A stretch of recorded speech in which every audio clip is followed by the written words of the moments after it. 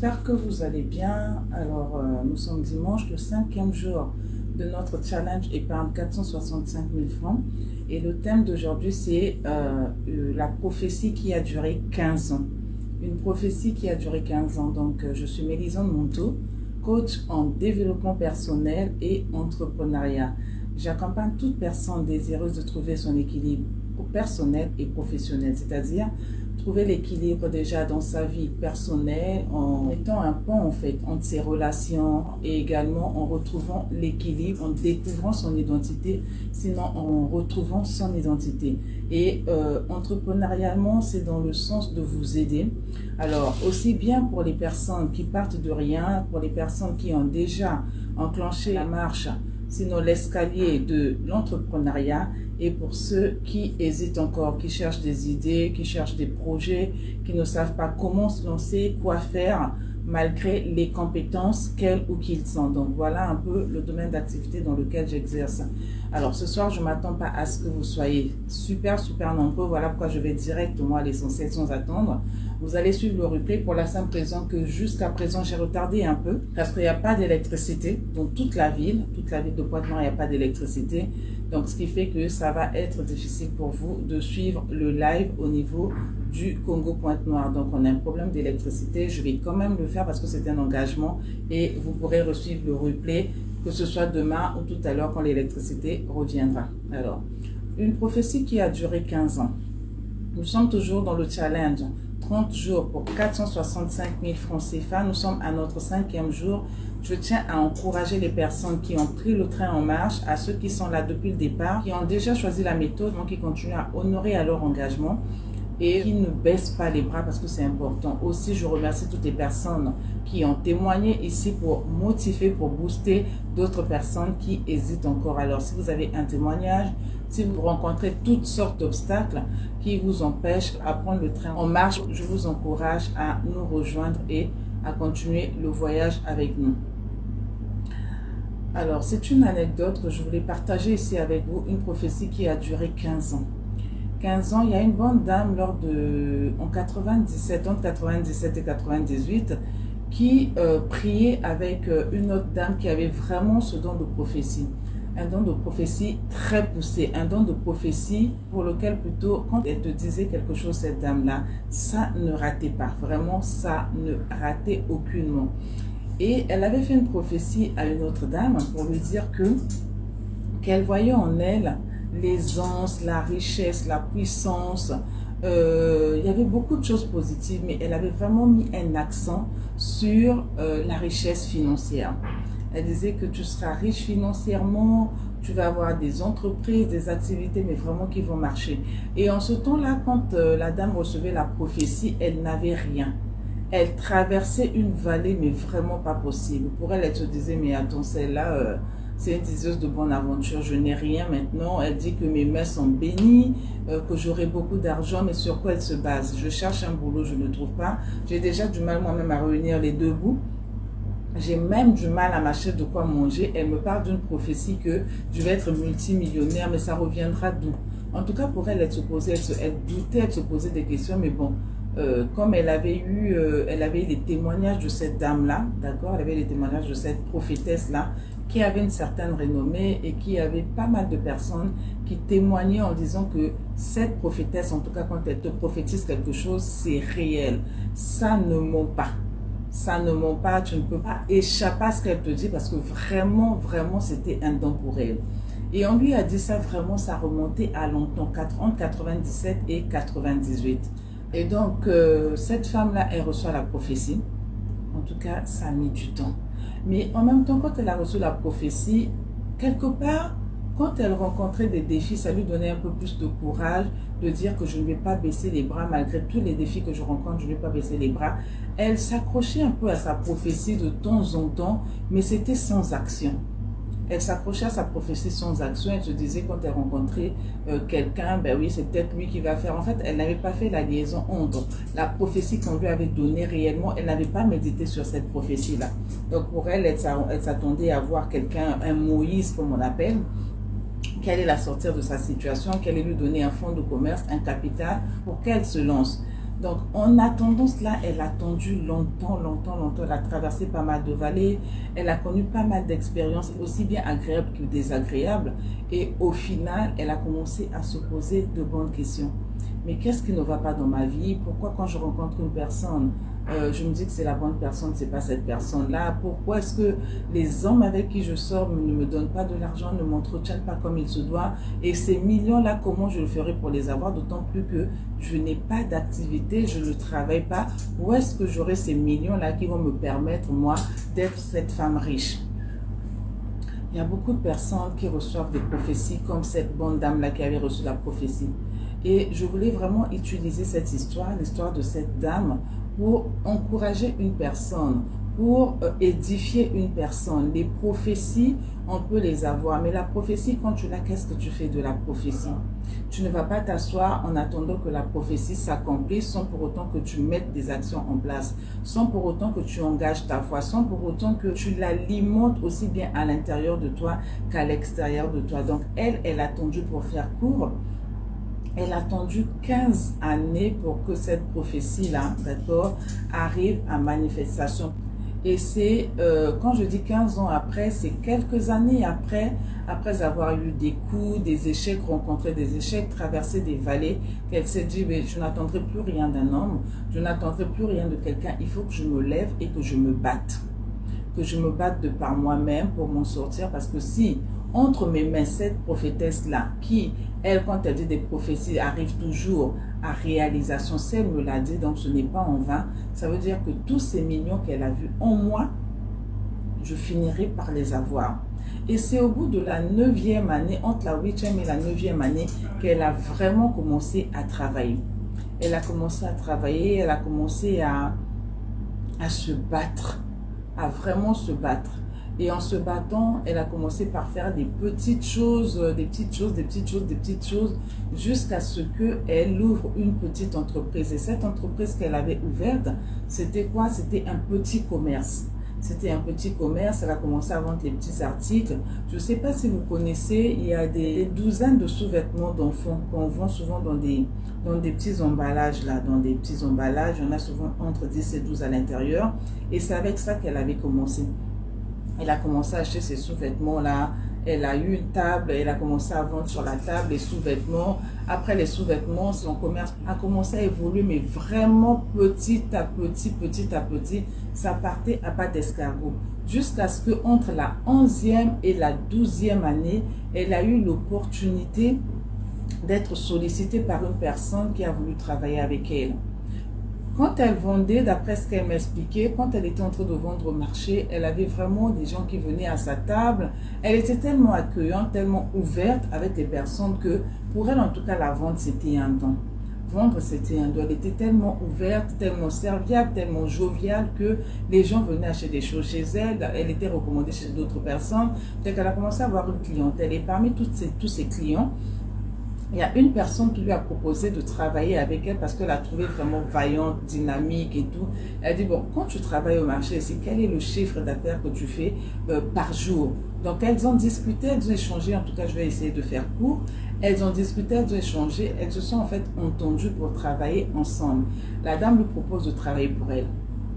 Donc, quand elle travaille pour elle, étant dynamique, étant perspicace, étant vraiment convaincante, étant une bonne commerciale, elle a commencé à travailler avec cette dame-là durant, je pense qu'elles ont fait entre 15 et 18 mois, si je ne me trompe pas. En 15 et 18 mois, elle a commencé à travailler avec la dame jusqu'à ce qu'elle s'est constituée un petit fonds. Parce que sa prophétie était toujours dans la tête, elle se disait oui. Cette dame m'a dit qu'elle ne ment pas. Et j'ai vu des personnes à qui elle a fait des prophéties qui ont vraiment vu des résultats, qui ont vu des réalisations de ce qu'elle avait dit pendant les prophéties.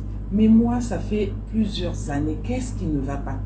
Un temps, elle croit, un temps, elle doute, mais à la 12e année, elle a vraiment, avec cette opportunité qu'elle avait eue, elle a commencé à engager sa foi, elle a commencé à travailler. Et c'est en travaillant que, à la 15e année de sa prophétie, qu'elle tombe sur, on va dire, une opportunité monstre. Elle tombe sur une opportunité monstre qui lui a permis vraiment, avec un deal qu'elle avait fait, qui lui a permis de pouvoir recueillir des millions. Et quand je dis des millions ici, c'était une somme importante. Elle a pu recueillir à peu près, si je ne me trompe pas, si c'est vraiment assez frais dans ma tête, c'était entre 7 millions et 9 millions. Entre 7 et 9 millions. C'est une histoire qui remonte quand même, je voulais la partager avec vous. Alors, quand j'ai échangé avec cette dame-là, je lui ai dit, mais avec cette prophétie, quand tu l'as reçue, comment tu t'es sentie? Elle dit, ben déjà, je me voyais, moi-même, j'étais dans la misère, ce n'était pas facile pour moi. On me donne une prophétie à laquelle je serai millionnaire, que j'aurai des entreprises et tout. Je me dis, bon, déjà là, j'ai faim. Pour m'acheter même un pain à 100 francs, ce n'était pas évident. Donc, elle disait, autant je doutais, mais à un certain moment, elle avait commencé à prier sur cette prophétie. Elle a commencé à prier, et c'est de là qu'elle a vu au bout de entre 7e et 9e année, elle a commencé à voir les portes s'ouvrir, elle a commencé à faire une activité. Elle n'avait plus les mêmes blocages dans sa tête. Et au fur et à mesure qu'elle avait son commerce, qu'elle a commencé à vendre, ça drainait des clients jusqu'à ce que, avec le deal qu'elle avait eu à faire entre le partenariat et ensuite avec le deal à la 12e année, elle a pu avoir la somme entre 7 et 9 millions. Je ne m'en souviens plus trop, mais je pense que c'est un intervalle comme ça. En tout cas, c'était plus de 5 millions, mais moins de 10 millions. Donc, quand elle a pu avoir cet argent et elle a ouvert une entreprise. Dans l'entreprise qu'elle avait ouverte, elle a commencé vraiment à avoir beaucoup, mais beaucoup d'argent. C'est parti d'une entreprise, au fur et à mesure, c'est en train de progresser et elle a pu se constituer, voilà, elle a pu avoir plusieurs entreprises. Elle a commencé par, je pense, si je ne me trompe pas, en tout cas, c'est quelque chose que je suis en train de vous raconter, mais c'est une histoire qui remonte. Si je me rappelle bien, elle a commencé avec l'équipement de maison. Elle a commencé avec les équipements de maison parce elle était vraiment douée dans la décoration. Elle a commencé avec l'équipement de maison. On a commencé à lui confier des maisons qu'elle devait décorer. Elle a commencé à effectuer des voyages à l'étranger pour acheter le nécessaire, venir décorer les maisons. Donc, elle avait le marché pour le matériel et la décoration de la maison. Ça avait vraiment commencé à prendre de l'ampleur jusqu'à ce qu'à la 15e année, elle a vraiment pu toucher les millions et avoir, au bout de la 15e année, je pense qu'elle avait déjà entre 2 et 3 entreprises. C'est pour autant dire, une prophétie peut être écourtée ou peut être échelonnée. Elle peut se rallonger en fonction de la foi qu'on engage, en fonction de la manière dont on pense, en fonction des pensées en fait qu'on a, de la foi qu'on peut engager. On peut avoir une prophétie, d'accord? Toi qui me suis, tu peux avoir reçu une prophétie dans ta vie, que ce soit dans le domaine entrepreneurial, que ce soit dans le domaine personnel, que ce soit pour le mariage, que ce soit pour avoir un enfant, que ce soit pour des déblocages de toutes sortes. J'ai envie de te dire, sois accroché à ta prophétie. Sois accroché à la prophétie et ne doute pas. Cette dame, ça a duré 15 ans pour elle. 15 ans, jour pour jour, mais elle a pu explorer, elle a pu voir la manifestation, la réalisation de ce qu'on lui a dit 15 ans plus tard.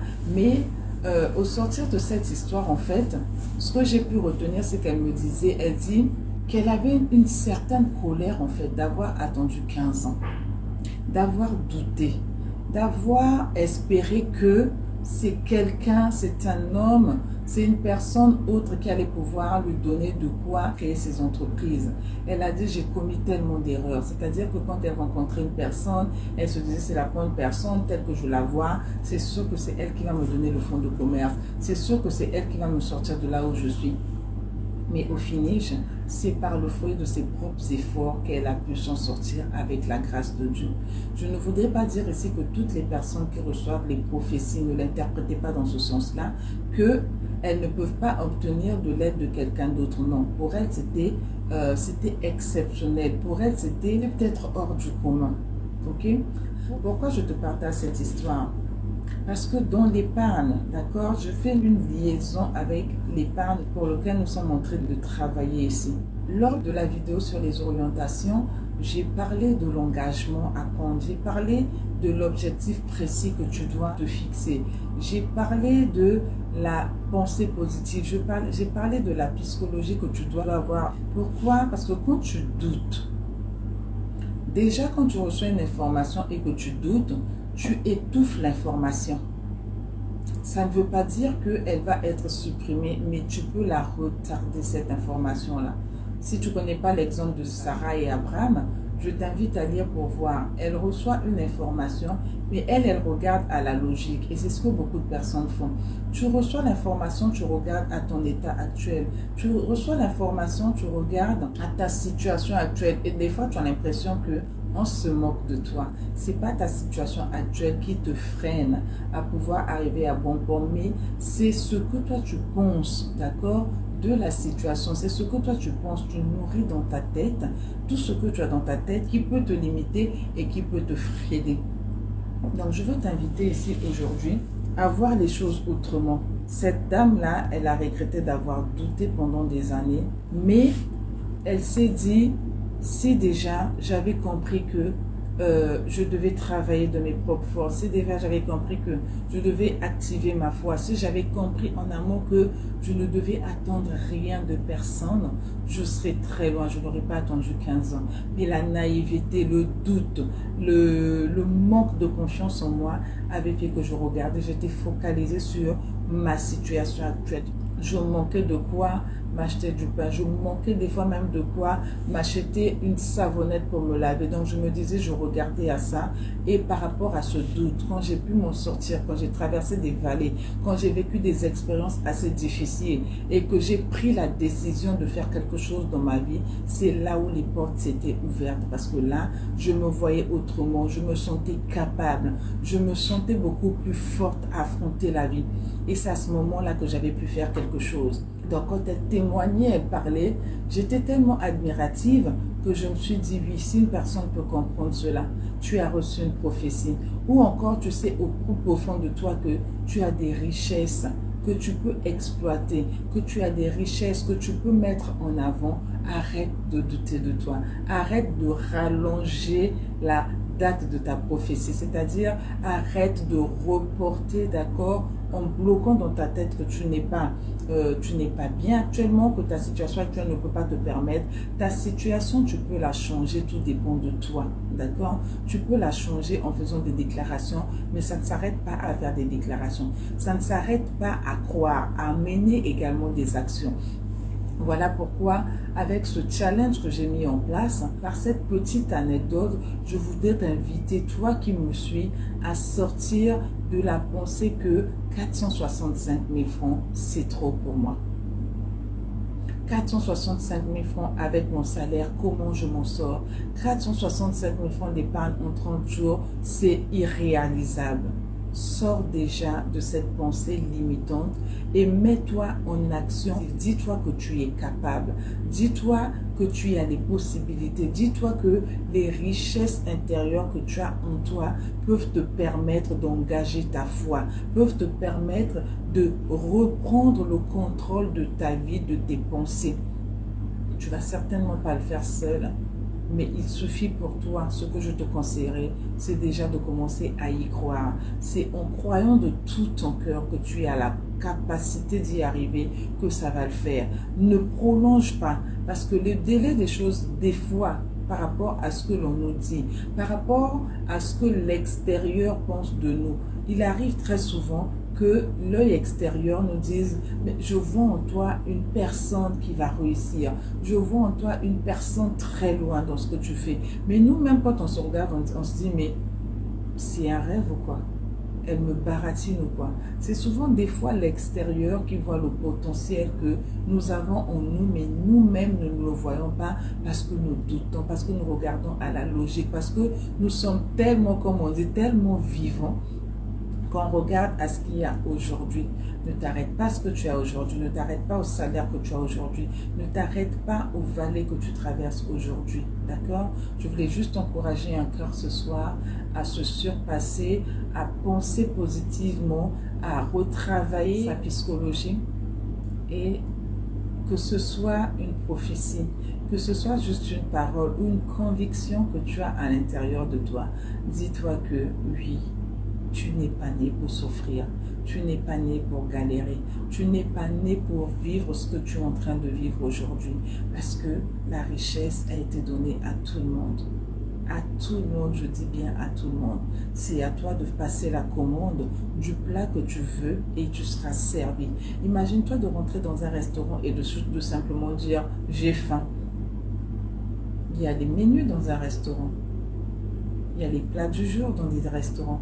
Mais si tu ne commandes pas précisément ce que tu veux manger et que tu arrives dans le restaurant, que tu t'assieds, que tu dis juste j'ai faim, mais tu peux crever de faim parce qu'on ne te servira pas. Il faudra que ta demande soit précise, que tu dises oui, je commande telle chose, une cuisse de poulet avec frites, je commande un plat de steak avec du riz, je commande du poisson avec des légumes. Il faudrait que ta commande soit précise. Et même quand tu dis le poisson, quel poisson tu commandes? Ok? Sois précis dans ce que tu veux. Demande à la vie ce que tu veux, ce que tu désires. Et idéalement, je pense que tout le monde désire avoir une vie assez stable.